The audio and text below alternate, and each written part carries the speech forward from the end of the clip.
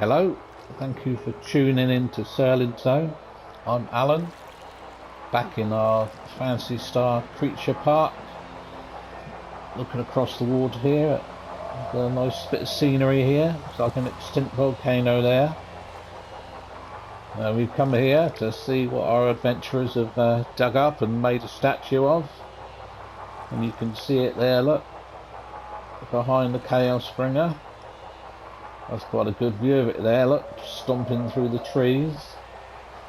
You should recognise that, hopefully, as the evil shark from the cave levels.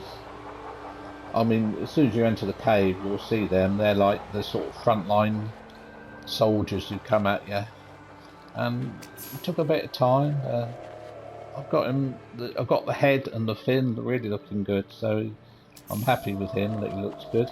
Got a couple of message boards here. This one was from Velvet Blue 80. He joined my game when I was here building. He left this here, which is he said he built a good base if I wanted to go. There was a mystery there, and he left the portal address, which is there.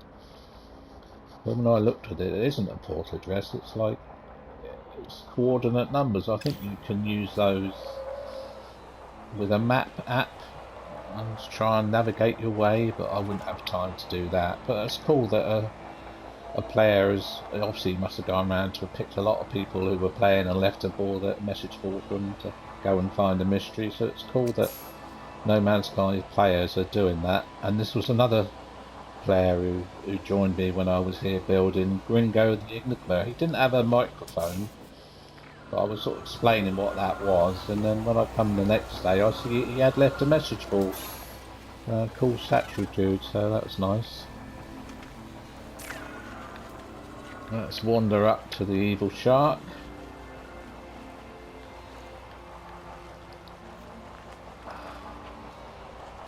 Got all the features of him pretty good. Again, like I was saying, you know, with the blocks you get, you've got to make compromises, but as long as at the end of the day it comes out, and I think yes, I'm happy with it, and he looks like he's meant to. Let's try and get a good view of it. There we are. And I was really pleased. I've got a nice shape of the head. Obviously that's why he's called a evil shark, because he's got his head is a bit like a shark with a shark fin at the top. He's got the blades, single blade on each arm, a bit like the bit shorter than the grass assassin, but he attacks you with those. I put the lights on just to try and give the blue effect of the inside of the blade that's blue. He's got the yellow eyes. They've got a very narrow mouth, which I did in the end, the mouth with the lights around there. And yeah, he's come out well. The legs and the body have tried to get it similar. It's like he's got some sort of baggy shorts on. So I tried to replicate that on it. And the spine, his spine that goes down the back and then tucks under, so I've got all that in there. So yeah, he's come out pretty well. There are other of his type in the caves. You've got the Pow Shark, which is I think that's like a reddish colour. That's like slightly more powerful than him. And then you have the top one, which is the Gill Shark, who's a bit of a browny golden colour, and he's a lot tougher. He's a lot tougher. I mean, a lot of the levels have that sort of frontline soldier. The forest, you've got the boomers, Boomer, Go Boomer, and Giga Boomer, and you've got the Demians in the ruins. Demian, Soul Demian. I can't remember what the other one is, and they're sort of the same sort of idea. The designs of the heads are different, and the boomers, instead of the blades, has got like 3 short daggers on each hand. So I might try and do those, but I didn't do them here with this one because they're a bit similar. I did have a go at doing a Hildy Blue, which I said on my last video, but it's so hard to do that. Maybe in the future, if I can. I think it'd have to be so big to try and get some detail in it because it's such a big blocky character. But I'm learning, getting a bit better at it as I do it. I mean, the next one we go to, which we've done, I did actually try to do this one in the online ruin space, but I couldn't get it as good as I would like. And I tried again here with the sort of some ideas I sort of gleaned from doing the building, and actually got it to a state when I thought, yeah, he's come out pretty good. Again, I mean, this is, you could probably see looking at it, it's a robot. It's the Gillchic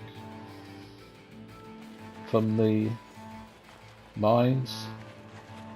Again, he's like the frontline soldier. They're the first ones that you meet when you enter the mines.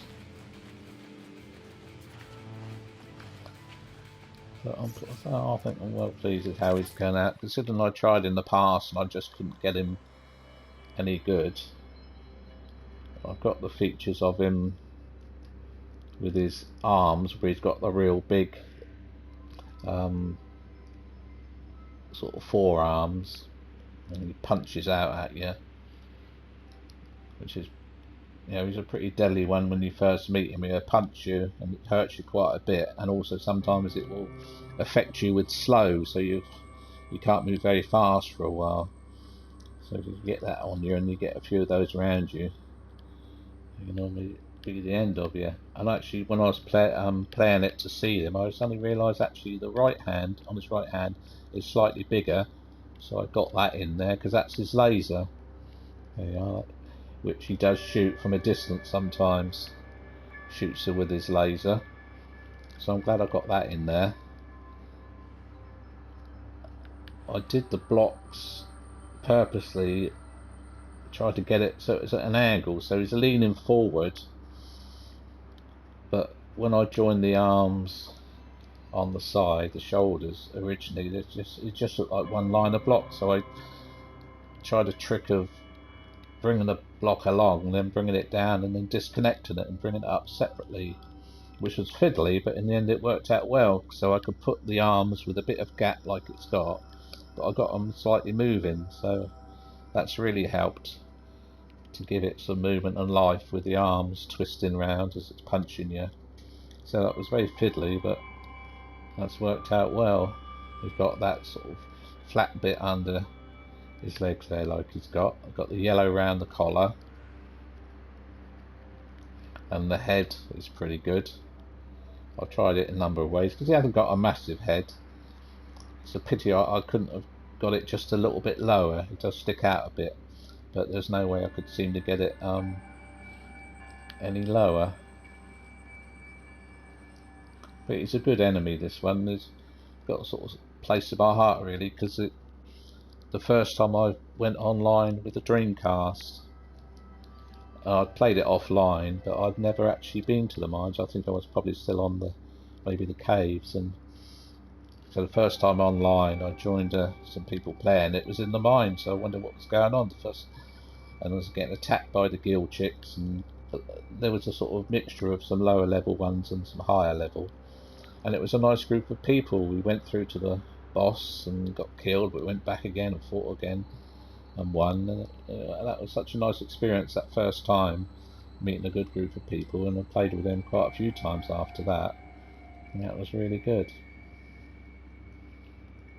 And these are quite good actually. When you shoot them, even you get quite a few attacking you, they blast back onto the ground sort of in bits, and then they come back together again and attack you again, so it gives you that little bit of respite to shoot some of the others, and eventually, depending on obviously how powerful your weapon is, you will blow them up. And you do get tricked a bit later in the game when you meet the Gillchics, which you don't realise the first time, because you keep shooting them and you think, well, what's going on? They keep coming back, and then you realise there's a little module thing in the ceiling, and you've got to shoot that, and then that drop down, and then you can destroy that, and once you destroy that, that destroys all the Gillchics.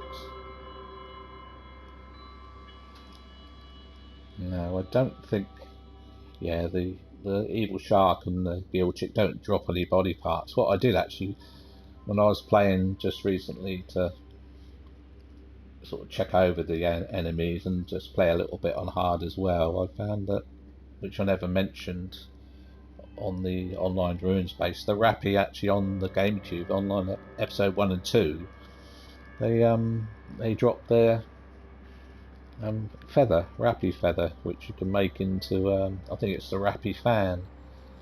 And yesterday when I was doing it, the grass assassin on hard, he dropped his arm, which I forgot they did that. So I've got grass assassin arm, but I've got to go and do the quests to unlock the professor, so I'm going to have to do that so I can go and make those weapons. And I completely forgot, I don't know why, but I must have had the grass assassin's arms, but that brain cells died or whatever, and I just about remember now, I think, that grass assassin arms. So I never even mentioned that when we did the grass assassin.